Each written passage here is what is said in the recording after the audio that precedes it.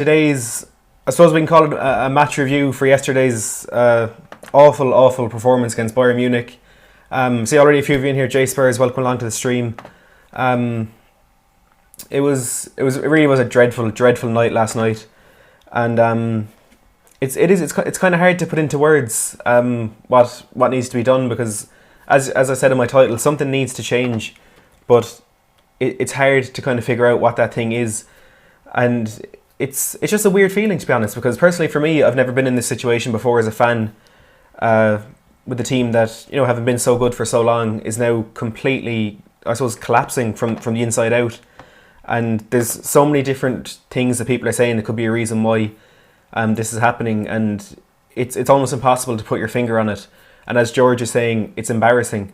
It is, to be honest. I was lucky enough, I suppose, last night that I missed the game live.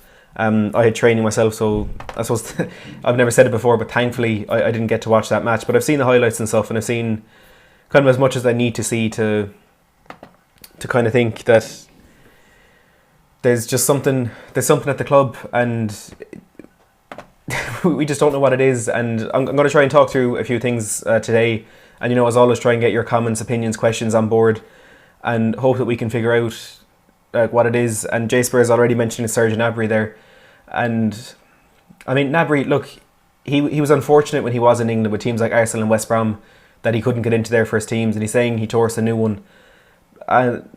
We made him, like, he's a great player, don't get me wrong. He has dramatically improved since he's left West Brom. Of course, he was Bayern Munich's Player of the Year last year, but we made him look like a prime Cristiano Ronaldo last night, and it's simply not good enough. And the way we started that game was, without a doubt, 100% what we wanted to see, what we needed to see from them. The atmosphere in the stadium was absolutely electric. You know, the players were chasing down every single ball. They were winning every ball. They were passing the ball well. And I think in the first 10 maybe 12 minutes, we had two chances. The first one for Heung-min Son, Manuel Neuer made a great save. But even within that great start to the game, Gnabry had a chance. And it was almost from the first minute, our defence looked extremely vulnerable.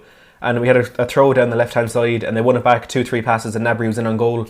And it was a good strike. Thankfully, it was straight down the middle, and Reece he did save it. But you know, we played well, I suppose, for the opening. Up until their first goal, I'd say we played really well, and we were probably the better team, all things considered. And for the majority of the first half, I think we were decent. I wouldn't say we were the better team. I mean, both teams had chances, but it was almost as soon as we came out for that second half, you could see there was just something different. I don't know what Pochettino said at halftime. I don't know if it was even something that he said or his tactics or whatever it was that made that second half capitulation happen. But, you know, there was something horribly wrong on that pitch in that second half. And they got those 2 goals in quick succession, both from Serge Gnabry. And, I mean, obviously from then you could tell we weren't going to come back and get anything out of the game. We were 4-1 down at home to a team like Bayern. They weren't going to throw away a lead like that. But the fact that they then went on and scored another 3 is... I see a few people here say JKTT and RawDog18 saying it was embarrassing. RawDog saying he went to school and it was bad.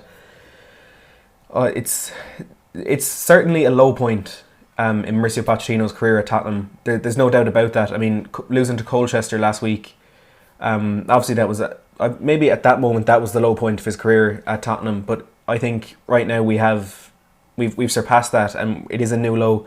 And I see a few people asking here, Ivan, Joseph Erasmus and RawDog18 asking about my thoughts on hashtag sack Poch out. I am 100%, without a shadow of a doubt, fully behind Mauricio Pochettino and what he's trying to do with this club.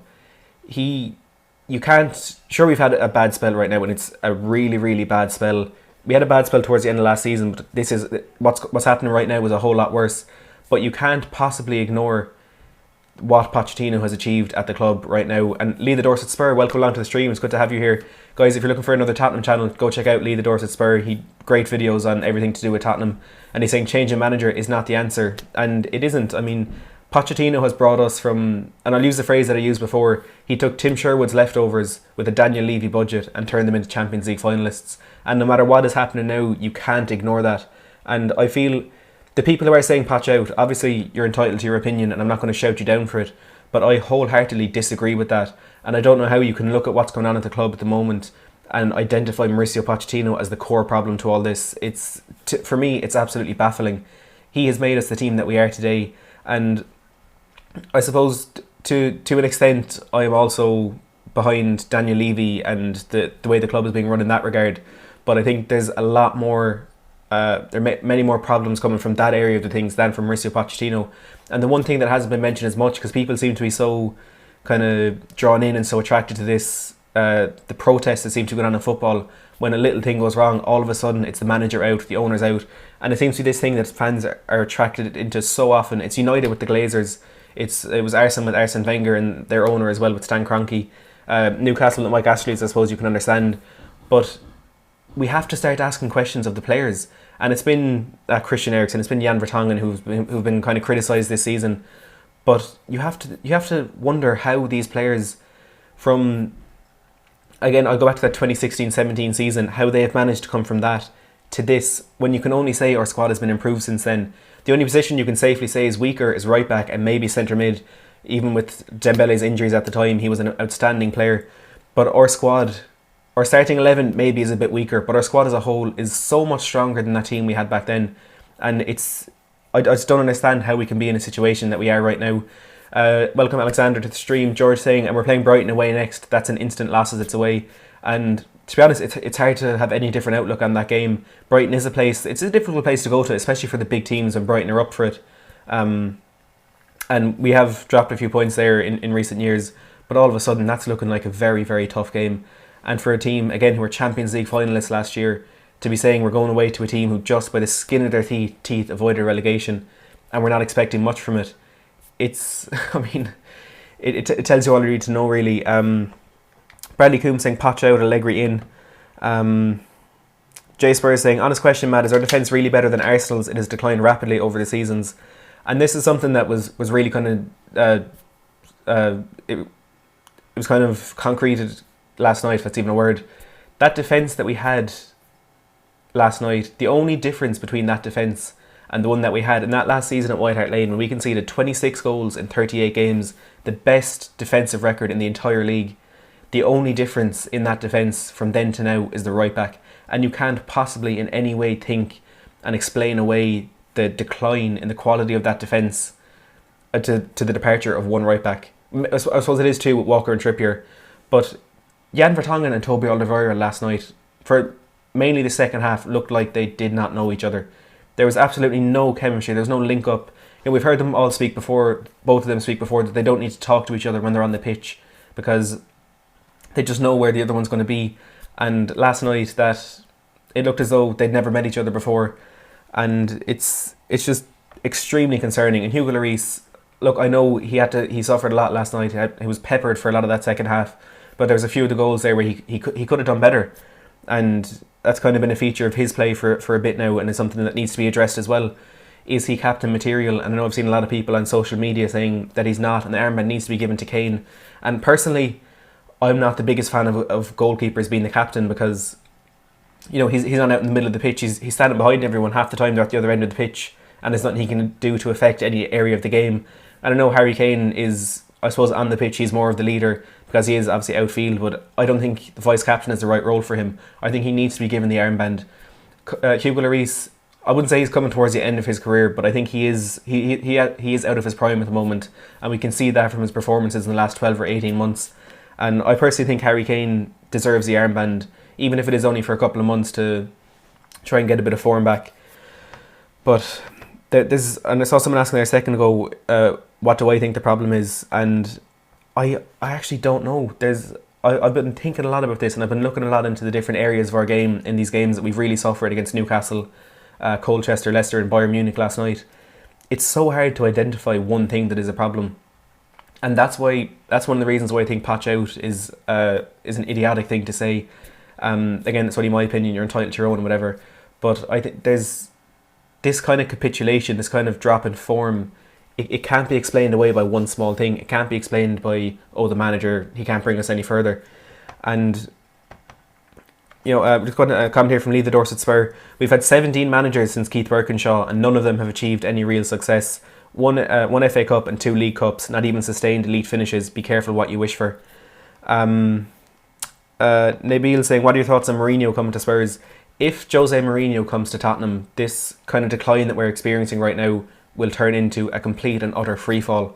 Jose Mourinho is an unbelievable manager, and you only have to look at his record to realise that. He is an absolutely sensational manager. He will go to whatever team he wants to go to and he will win trophies, but he is not a long-term manager. Everything that Mauricio Pochettino has done, everything that Pochettino has built at Tottenham, all of the money that Daniel Levy has invested in this training ground and the stadium, all of that, everything that we've loved from this club for the last 5 years would be completely and utterly futile if we bring in a parasite like Jose Mourinho, who will win trophies in his first or second season, but he is not a long-term manager. Look at what he did to Manchester United, look at what he did to Chelsea, look at what he did to even Real Madrid for a time. He comes in and he wins a few trophies, but he completely rips the team apart from the inside. He loses the dressing room, everyone turns against each other. He's an amazing manager, but that is not what we need right now. It is absolutely not what we need. We would be back down to where we were with Andre Villas-Boas, and before that with Martin Jol and with Juan de Ramos, if we bring in a manager like Jose Mourinho. Alexander Hilton saying, if we get rid of Poch, who would you bring in? I mean, look, I don't want us to get rid of Poch, but at the moment it's not looking unlikely. I don't think he'll walk, and I don't think he'll be sacked. But I feel like something might be coming very soon if this form doesn't turn around. If he's already been made the favourite Premier League manager to be sacked right now, and I know that is taking into account Daniel Levy's kind of history with impatience with managers. But we saw with Harry Redknapp that was a bit different because he could see what he was building, and Mauricio Pochettino has exceeded that by 100 times now. And I don't think Levy will be as impatient with him. But obviously, it's football. The longer this bad form goes on, the more likely the manager is to leave or to be sacked. And if we do get rid of him, obviously there's a few managers out there who can kind of identify as potential replacements. And just out of curiosity, put into the chat now what manager you would bring in to replace Pochettino if he did leave. Obviously we're hoping that he doesn't. But if Mauricio Pochettino did leave Tottenham over the next couple of weeks, which manager would you want to bring in? For me, the kind of main candidates would be Eddie Howe from Bournemouth, Erik ten Hag from Ajax. Welcome Tottenham Reese to the stream.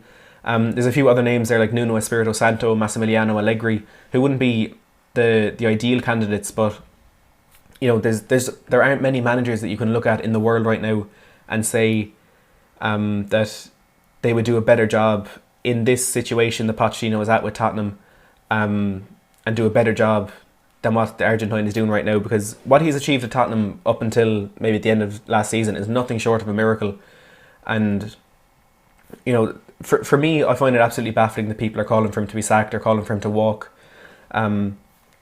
He's done exceptionally at the club. I'm just getting through a few of the comments here. JKTT and Pancake99 saying Ten Hag. Louis saying Howe or Allegri in my opinion. Bradley Coombs saying Allegri. Darren Cook saying Eddie Howe 100%. Tottenham Reese saying Jose Mourinho. You know, they're all good managers. Like, let's be honest, Ten Hag, Howe, Allegri, they're good candidates for the job. But as I said, none of them will come into this team and work under a Daniel Levy budget and achieve more than what Mauricio Pochettino has achieved. And for me, that's just the truth of it. Actually, someone there mentioning Nagelsmann as well from RB Leipzig. Alexander Hilton saying, should we get a new defence? Right now, it looks like we need to reinvest in every area of the squad. I mean, that defence last night looked mid-table at best. I mean, look, Bayern have a great attack. Coleman, Coutinho, Gnabry, Lewandowski, even go back to their midfield, Kimmich and Tolisso. They have an outstanding team, and for me, probably one of the best in Europe. But if we want to be one of the best in Europe, we cannot possibly concede 7 to them, home or away. But the fact that it was at home, it's just not right. Like, that's not what you expect to see, and it's not acceptable to see that from a team like this. And Poch has already said that these problems will be addressed and need to be fixed in January, but by then it might be too late, and it's a scary thing to think about. But at the moment, it seems to be the reality. You know, Rawdog18 saying Daniel Levy needs to open up his pockets. Connor Cusack saying, would you like to see Eriksson and Vertonghen sold in January? I don't want to see them sold. Like, ideally, we keep those players at the club, but the two of them going into their last year at the club, last year of their current contracts, maybe selling them in January for a couple of million would be the best option for us if they don't sign new deals by then. And there has been talk that Vertonghen may be close to signing a new deal. And as for Christian Eriksen, it really feels as though it is just get a couple of million for him in January or let him go for free next summer. Ideally, we keep them, but I'd rather sell them in January than let him go for free next summer. Lee is saying, Levy did not expect us to be where we are and have been lately. The stadium was the target and Champions League football to follow, Poch has exceeded expectations, and that is why there is pressure. And that is a fantastic point from Lee. And it's something that was said, I was saying pre-Poch we achieved 2 top 4 finish 2 times in the Premier League era, and we've been there the last 4 years now. And throughout the first maybe 3 or 4 years of Pochettino's time at Tottenham, overachieving was the key word when people were discussing Tottenham. When it was pundits, whether it was fans, whether it was YouTubers, whatever it was, overachieving was the key word that was used.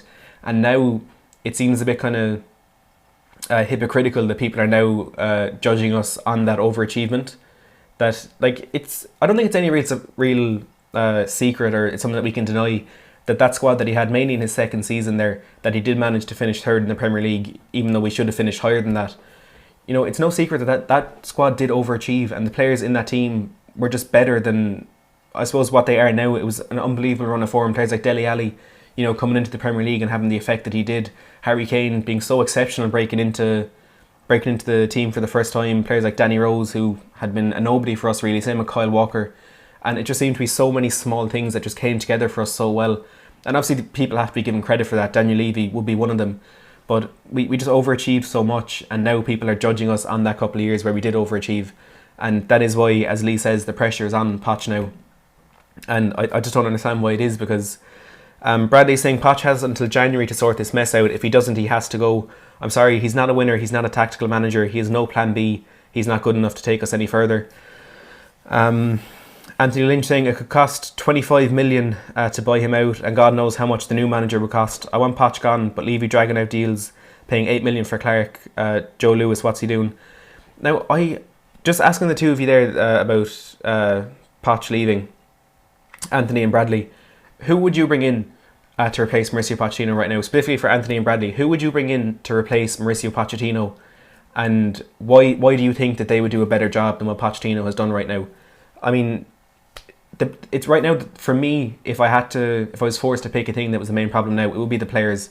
And I know you can say to an extent that it is the manager's job to get the players on side and to get the players performing the way they know they can. They've been doing that for 5 years now, and it's kind of hard that when we have been so close to many of that Champions League final, and back when Leicester won the Premier League, even to when Chelsea won it, when we've been so close to that success and it's not coming, it's really hard to keep the motivation up. And I think it is exceptional that Pochettino has managed to do it for as long as he has.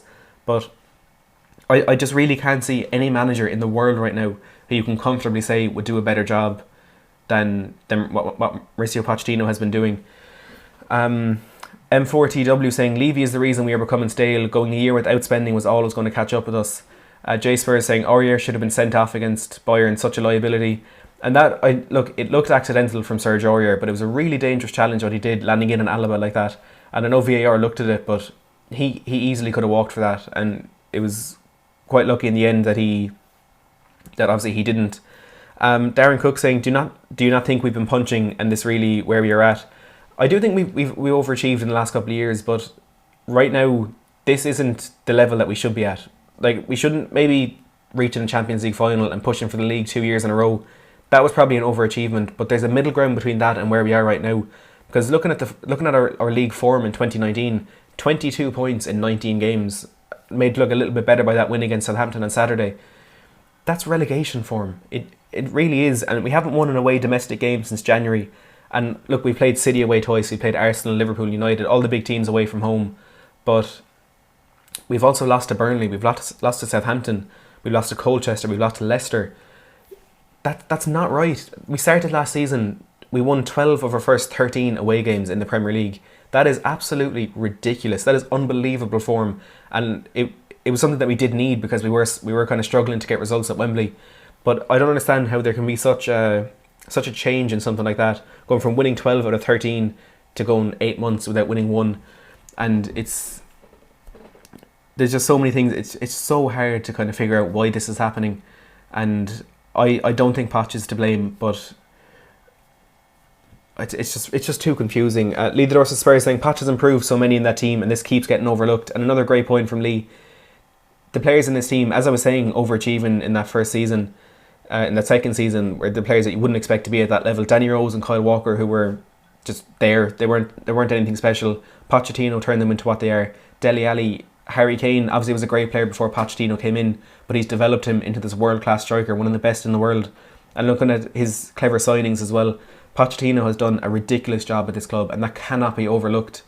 Pancake99 saying, just start the youth, pathetic first team players who bottle it. Jasper saying, our youth is so poor. Daniel Lobel saying, name something worse than the Tottenham fan group on Facebook. Half the blokes have no idea what they're talking about and say stuff like Ali over Kane. David saying, if you were a manager, who would you sign? And again, it's going to be a lot more than one player that we need to sign to fix this right now. And like, there's been people saying that the fact that we didn't sign Paulo Dybala, Bruno Fernandes, Yusuf Attal, El Cid Husay, all these players in the transfer window has played a part to where we are now. But you can't possibly look at any of these games that we've lost and say that Paulo Dybala could have changed it, say that Bruno Fernandes could have changed it. It's not one position that's lacking. And at the start of the season, I was personally, and I know a lot of you were expecting it to be that right back position where we suffered, but it's everywhere right now. It is absolutely everywhere on the pitch. And every time when it looks like we are making progress, it looks like we're... Like, that performance against Palace a couple of weeks ago was exactly what we've been missing for 2 years. It's exactly the kind of football we were playing at White Hart Lane and got us to the level where we were at, with Pochettino being touted as one of the best managers in the world and us being seen as, in England's elite teams, finishing top 4 years in a row. But, it's just fallen apart, and it's really worrying to see. Now, Anthony Lynch saying he'd bring in Eddie Howe. Let me just find that comment again. Anthony Lynch saying, Eddie Howe, young British manager, plays quality football on a tight budget. Look what he's done for Bournemouth, would refresh this squad, like his attitude, comes across well in the media. And I agree with everything you've said there, but would he be better than Mauricio Pochettino? He's never managed at the level that Tottenham are at. He's obviously won the League 1, the League 2, the Championship, not won them but got promoted from them. He's completely unproven at the level that we're at right now, and you cannot safely say that he would do a better job than Mauricio Pochettino. And sure, you can say this is Pochettino's first job at this level. He hasn't won a trophy here yet, but he's 5 years of experience at this level now. He's obviously 5 years ahead of what Eddie Howe is.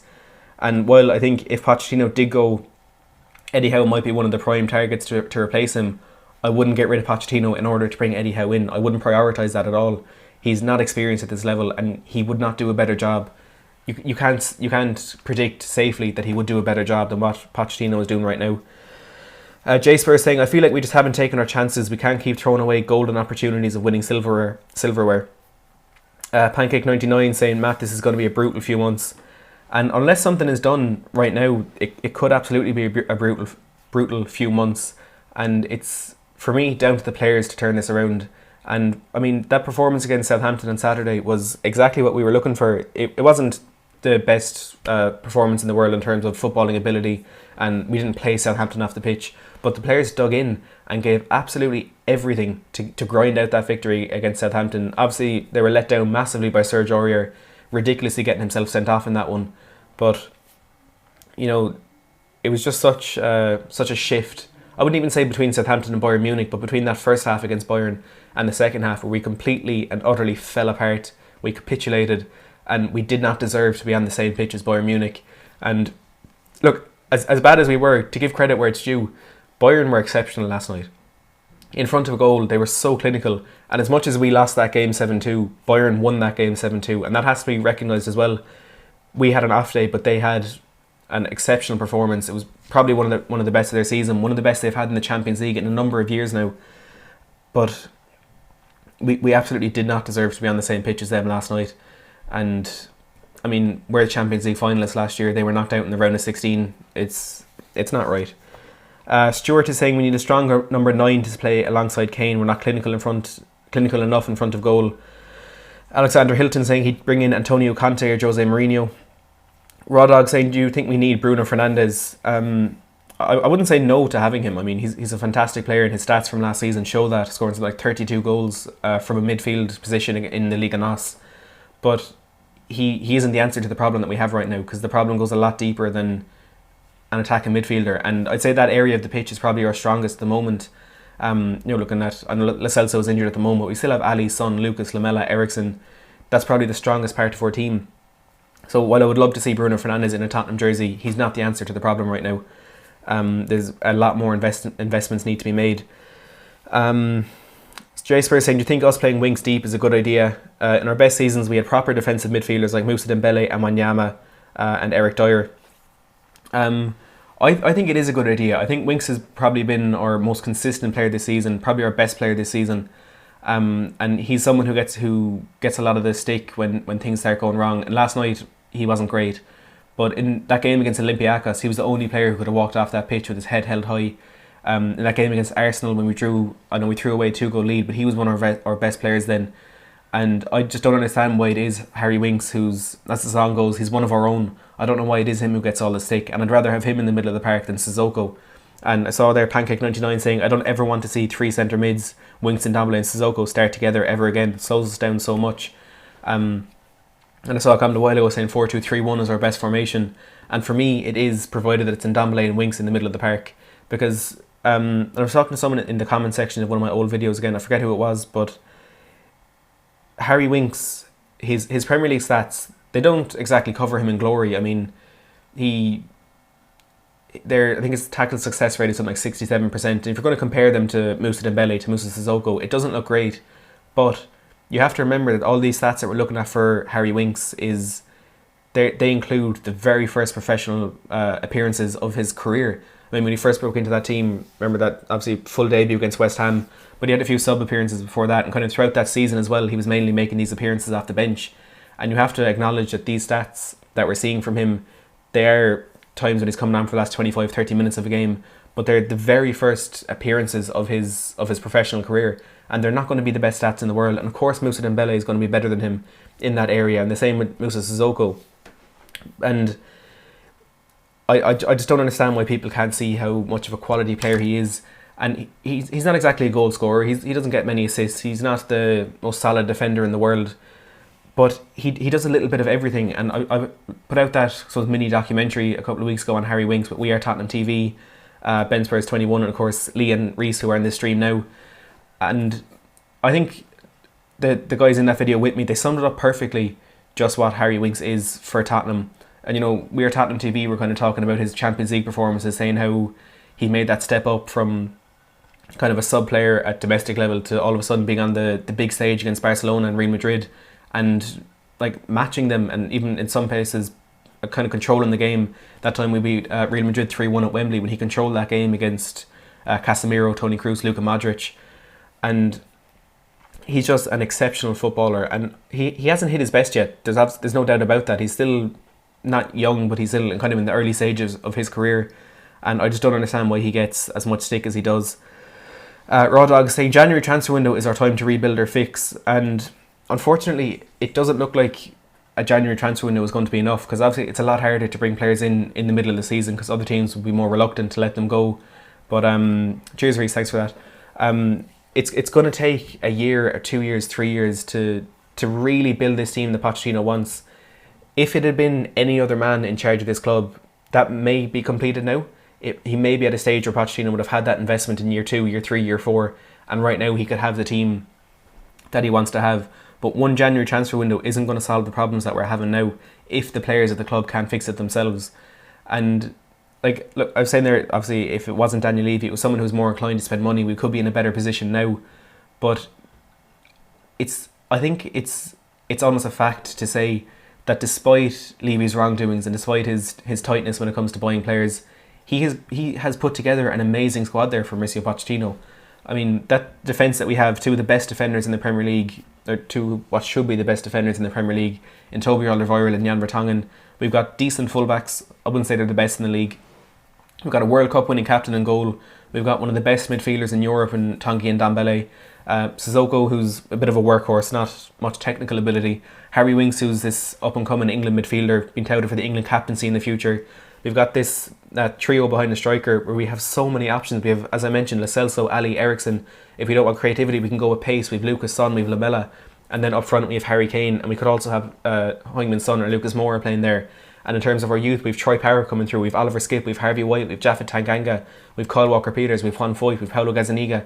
Well, not Gazzaniga as youth, but there's an incredible group of players there together. There's a mixture of experience, there's creativity, there's pace, there's power, there's absolutely everything you could possibly want in a team that has been put together now. And I think Daniel Levy has done really well in that regard, that he kind of brought it up slowly for the last 5 years. He didn't invest too much money, but right now when you could kind of see we were really close to that that transition from that team on their way up to that team who are there now. He did invest the money, to be fair. He brought in Lo Celso and Dembele, and he was really unfortunate not to get that Paulo Dybala deal over the line. But it doesn't seem to be clicking for us. And as I said, I don't know what it is. And I mean, if you think you know what it is, make sure to put it in the comments, and I'll read as many of them as I can. But I mean, it's absolutely baffling. And it did feel as though, obviously it was a really bad phase we were going through, but I think last night really just solidified and kind of drove home just how bad this actually is and just how bad it could go on to be. And for me, the worst thing that could happen right now in the next weeks and the next months is Mauricio Pochettino leaving the club. Spurs 16 saying, mate, Poch won't stay another season. I'll be surprised if he stays to the end of the year, end of the season. And for me, I am right now, to be honest, struggling to see him at the club at the start of next season. But I mean, anything can happen in football. We know that. And he did say after the game last night that right now it's most important to stick together and to build back the strength that we have as a team rather than as individuals. Jay Spur saying, I think us as fans need to stop complaining when Poch plays Sanchez over Vertonghen because someone needs to nail a centre-back place down for the future. M4TW saying we have terrible full-backs, to be fair. Alan Harry is saying, would you say some players are not playing for the manager? Again, it's hard to tell. There's no doubt that there are players in that dressing room who want to leave, and I mean, we know that. We've heard from Pochettino and Kane that it is an unsettled squad, and for me, an unsettled squad doesn't mean Christian Eriksen wanted to leave. It means there was more players who wanted to leave the club. And I mean, you can kind of guess, I suppose, that Toby Alderweireld and Jan Vertonghen might be part of that because they both have 1 year left in their contract and aren't signing new deals. But I think it has to be more than that. I don't feel as though 3 players, even though they are very important players to us, I don't think that little kind of group of people can affect the team as much as we're being affected now. And that begs the question, who else wants to leave? If you're looking based on form, what players might be unhappy there, you'd have to look at Dele Alli, who's been absolutely dreadful for the last couple of months. You have to kind of feel for players like Lucas Moura and Eric Lamela, who aren't getting the game time that they do deserve. They're getting pushed out of this team by Dele Alli, who started last night, which is one decision from Pochettino that I absolutely in no way, I cannot defend that. I said it in my starting lineup reaction video yesterday. There's absolutely no justification and no defence for why Dele Alli started that game yesterday. He was absolutely diabolical against Olympiacos and hasn't played in our last three domestic games. He is the last player that we needed on the pitch last night, with Lucas Moura and Eric Lamela sitting on the bench. I did not understand that at all. Pancake99 saying, personally think the players don't believe in the project and want to win something and want to move on, which is a perfectly fair comment. They've been in this project now for 4 or 5 years under Pochettino, and they've nothing to show for it so far. And that's why I wouldn't hold a grudge against players like Vertonghen, Alderweireld, Eriksen if they did leave the club, as it looks like they will. Because at the end of the day, they're world-class players who have shown over the last couple of years just how good they are, and they're not winning anything. They personally do deserve to go on and win a trophy, and as much as you can say they're with Tottenham, they need to buy into the project, they need to give absolutely everything, they also have to prioritise themselves, and they want something to show for it when their career ends, all the hard work that they put in and the good players that they were. And unfortunately, it seems as though leaving the club might be the best way for them to do that. And we know there are teams around Europe who will take them. We know Real Madrid will take Eriksen, Juventus, Barcelona, Atletico Madrid will take him. We know Alderweireld and Vertonghen would walk into most teams across Europe. And unfortunately, it just looks like they've realised that now, and they don't think Tottenham is the place to win trophies. Jack Legros saying, how many times has Levy failed to buy a quality player before the transfer deadline? He appears to show intent to appease the fans, but just won't spend the money, whoever the manager is. Ref as well saying, did Daniel Levy really not support Pochettino by not buying anyone for 3 transfer windows and 13th monkey Levy and Lewis out ASAP? And yeah, that thing with Daniel Levy and trying to get deals, dragging them all the way out to deadline day, it's cost us, and we've missed out on a lot of players because of it. I don't think it's a fair argument, I suppose, for Lo Celso and Sessegnon this season, because Sessegnon, of course, still injured, and Lo Celso was just back from the Copa America. He wouldn't have been training anyway. But that may be the reason why we missed out on Dybala, because apparently on deadline day, an agreement had been put in place with Imagestar to sort out the image rights, but at that stage, Juventus had wanted to pull out of the deal, and there was nothing we could do about it then. Joshua Humphrey saying, I wanted to die yesterday. I got absolutely slated at college. Jan, Toby, Deli, Ericsson, Wanyama, Dyer, Surge, all out. 13th Monkey saying, Deli, Toby, Jan, Kane, Son, Ericsson, all of no competition for places. Spurs 16, we don't deserve Harry Kane and Son and all of our good players. It's I wouldn't say that we don't deserve them, because at the end of the day, they're the ones who are out there, who are out there losing 7-2 to Bayern Munich, who are getting knocked out of the Carabao Cup by a mid-table League 2 side. So I wouldn't say that we don't deserve them, but I don't think we don't deserve to be a team that were in the Champions League final last season. We're not going to be mentioned in any regard for winning any trophies this season, and that's perfectly fair, and I'm going to accept that. And we're like, right now, we're not going to win a trophy this season. We're absolutely not going to win a trophy. You know, the Premier League, even from the start of the season, we knew it was going to be Man City or Liverpool. Unfortunately, right now it's looking like it'll be Liverpool, but we knew that wasn't going to happen. We knew we weren't going to have the same run in the Champions League that we did last year. And it looked like the domestic trophies were the best option for us. And I said it, we need Pochettino to put out strong teams, have a mix between experience and youth in these games against the lower league sides, and go on and have a good go at a trophy. And to be fair, it was a decent side he put out against Colchester, but we lost. I mean, with not such a strong team, but a team that would survive in the Premier League. If that was our starting team, that would easily survive in the Premier League. But the fact that we lost to a League 2 team, it's just, as I said, baffling. Lee is saying Poch is a plan for fullback. That's where he wants Foyth, who he rates. Sorry, I just lost that comment. That's where he wants Foyth, who he rates. Sessegnon for left back, Sanchez and Tanganga. But these are all very young players that need bedding in. And that does seem to be Poch's looking for the long run, is that Foyth will be a right back. And Sessegnon obviously has the potential to be a left back, but he can also play in those more advanced roles. And Sanchez and Tanganga for centre back. But as you say, they need to be getting into the first team, and I think that's another area of why we might have been overachieving in the first few years under Mauricio Pochettino, is because these were young players coming through. They were players kind of getting their first chance at a big team like this, and they wanted to prove themselves, and they were given absolutely everything every time they walked out onto the pitch. But right now, that kind of desire just doesn't seem to be there. Lee as well saying, make no mistake, Bayern are a real quality side. When you're behind and pushing, they will punish anyone. And that's unfortunately just what happened last night. I wouldn't say they're the side they used to be in terms of their kind of calibre and stuff like that, but they have exceptional players, and players like Kingsley Coman and Serge Gnabry playing against you, and the creativity of Philippe Coutinho and just having Lewandowski in that team. It's going to be really hard to keep them out, but we granted them a lot more than what they would have created themselves in that game. Jay Spurs saying, has Dele Alli altered his game, does not score anymore? I wouldn't say he's altered it, he's just not good enough. And I was a massive fan of Dele Alli, and I suppose I'd say up until now I am still a fan of him. But if you're going to judge him on his performances by the last 12, 18, 24 months, he's not good enough. He's not a Champions League footballer. He's not a top 4 Premier League footballer. Pancake99 saying Dele's overrated. Spurs saying Lamela is better than Dele.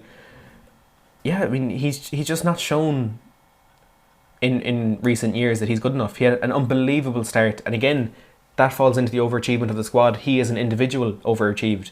I mean, that last year at White Hart Lane, 18 goals he scored. A midfielder scored 18 goals. That was the year Zlatan Ibrahimovic played with United. He had the same amount of goals as one of the greatest strikers in the history of our sport, and right now he hasn't scored since January.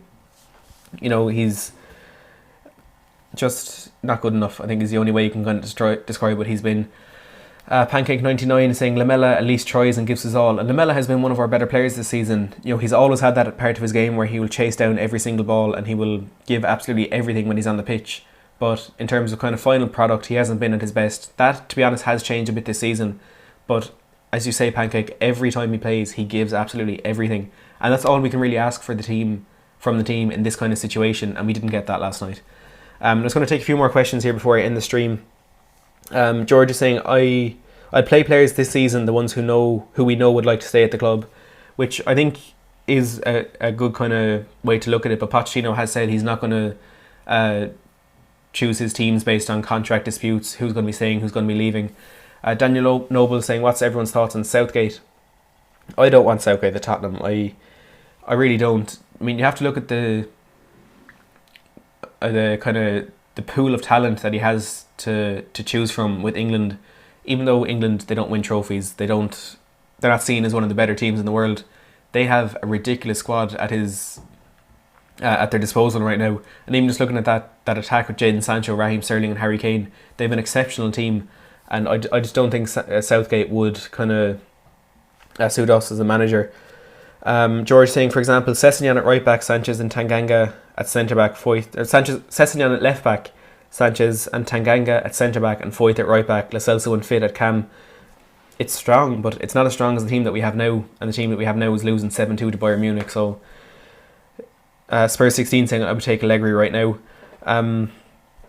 Look, there's a lot more to be spoken about. There's a lot more that we'll hear over the next couple of weeks. There's a lot more that we'll say over the next couple of weeks.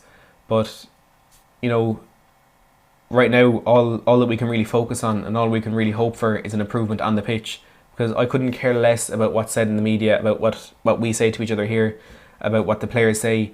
If they're going out in the pitch and performing, I'll be happy. If they're not, I won't. And right now they won't, and it just doesn't look like they care. It doesn't look like they want to play for the club. And it's a big problem that we have at the moment. But look, that's all I have time for today. If you have enjoyed this stream, please don't forget to give it a big thumbs up. And if you are new to the channel, don't forget to hit that subscribe button down below and click that notification bell. I do different live streams like this one, match previews, reviews, breaking news videos and stuff like that.